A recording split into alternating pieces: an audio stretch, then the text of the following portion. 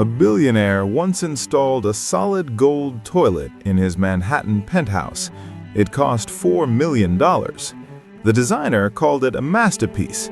The press called it excessive. Neither understood what it actually represented.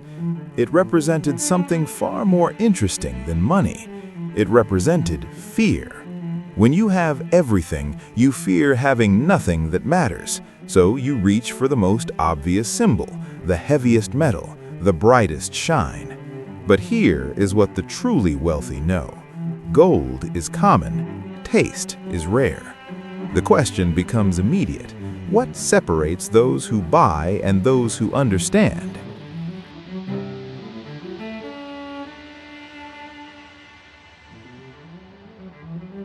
There exists a threshold in wealth that most will never cross. Not the threshold of money, the threshold of taste. You can buy a Picasso, you cannot buy the discernment to know why it matters. You can commission a yacht, you cannot commission the restraint to keep it understated. This is the secret that separates old money from new. Old money whispers, new money shouts. Consider the psychology at work. New wealth seeks validation through visibility.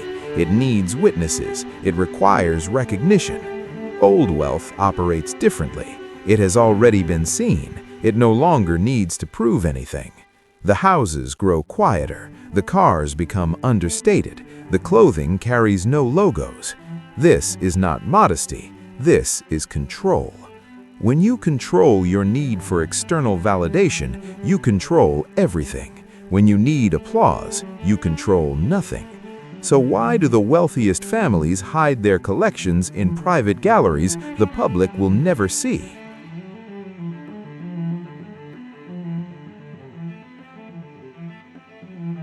A painting sold for $150 million at Christie's last year.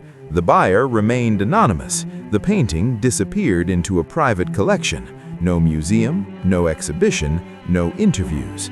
The seller was also anonymous. Two ghosts exchanged a masterpiece for a fortune. The world watched the transaction but understood nothing about the players. This is the theater of ultra wealth. The performance happens in public. The meaning remains private. But something else was happening in that auction room, something the cameras missed. 3 bidders dropped out early, not because they lacked money, because they possessed something more valuable than capital. They possessed restraint. Restraint is the ultimate luxury. Anyone can buy. Only the disciplined can refrain. The winner of that auction bought a painting. The 3 who withdrew bought something better. They bought their own respect. They understood a truth the winner did not. The most expensive thing in the room is not always the most valuable. What do you gain when you win every auction except the respect of those who truly understand?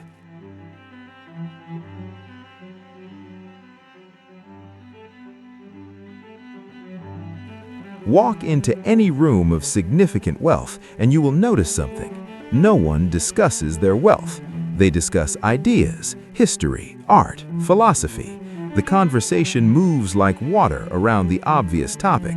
Money becomes invisible precisely because it is everywhere. This is the secret language of taste. It communicates through absence rather than presence.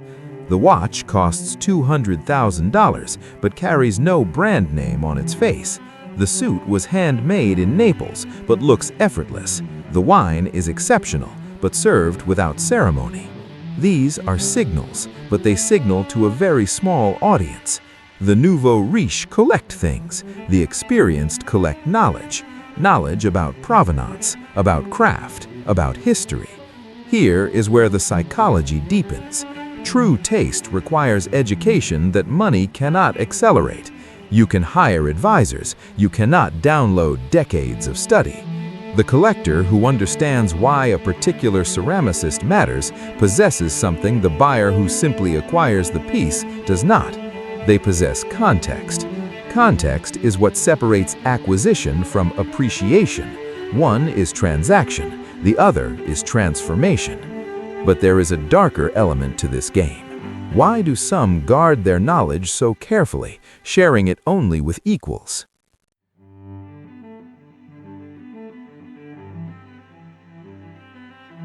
A family worth $11 billion owns an island. You have never heard of them.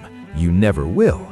Their name appears on no Forbes list. They grant no interviews. They attend no galas. Their children go to excellent schools under different surnames. This is not paranoia. This is strategy. Visibility creates vulnerability. Attention creates obligation. Fame creates limitation. They understand what the Instagram wealthy do not.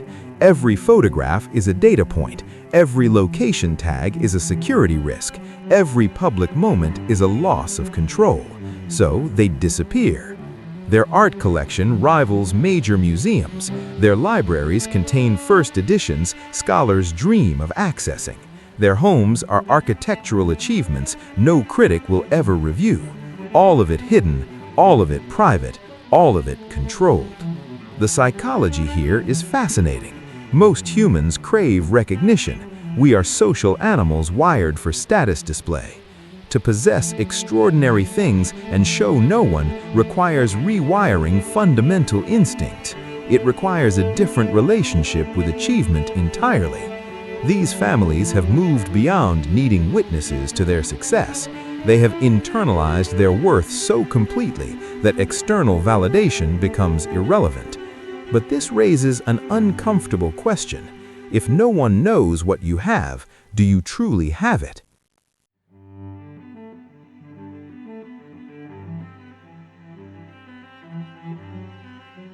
Two men sit in identical rooms. Both rooms cost $5 million to design. Both contain museum-quality furniture. Both overlook stunning views.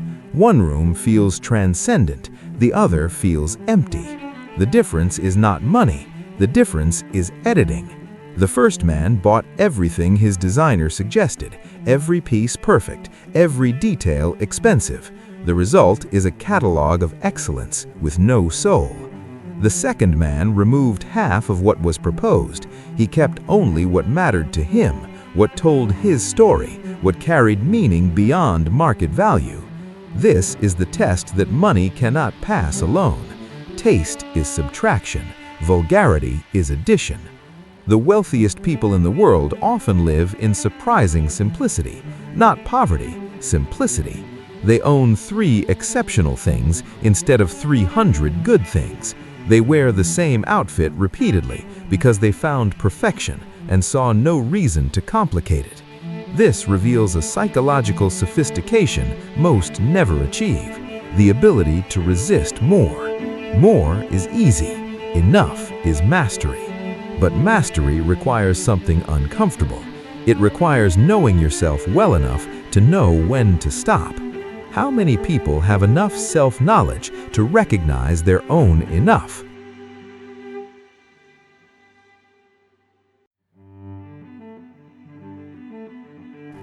The wealthiest families face a problem no amount of money solves. How do you pass on taste?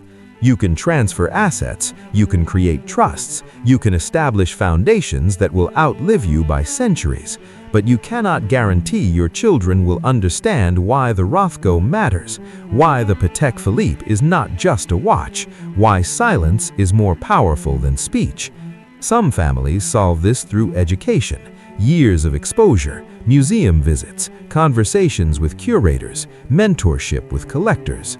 Others fail completely. The third generation sells the Giacometti to buy a sports team. The collection scatters at auction. The taste dies with its creator. This is where we see wealth's greatest limitation. It can buy access, but not wisdom. It can purchase objects, but not understanding. The families that endure across generations are not necessarily the wealthiest. They are the ones who successfully transmit values alongside value. They teach their children that a thing's worth and its price are completely different measures, that rarity matters more than expense, that history outlasts fashion. But teaching taste to those who have never wanted for anything may be impossible. How do you create hunger in the perpetually fed?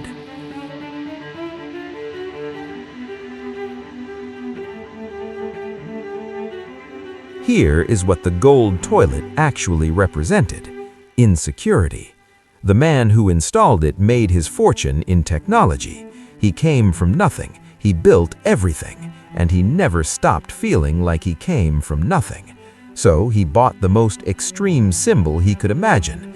He thought it would make him feel different. It did not. Because the problem was never external. It was never about what he owned. It was about who he believed himself to be. This is the trap. Wealth can change your circumstances. It cannot change your psychology unless you do the deeper work. The people with genuine taste often had it before they had money. They developed their eye when they could only afford to look. They studied beauty they could not possess. When money arrived, they already knew what mattered. The ones who acquire wealth suddenly make the same mistake. They confuse purchasing power with personal evolution. They buy taste the way they bought their success, aggressively, completely, without nuance. But taste is not for sale. It is earned through attention, through study, through countless small moments of noticing what works and what does not. You cannot skip this process. You can only go through it. And if you try to buy your way past it, everyone with real taste will know. They will see the gold toilet for exactly what it is.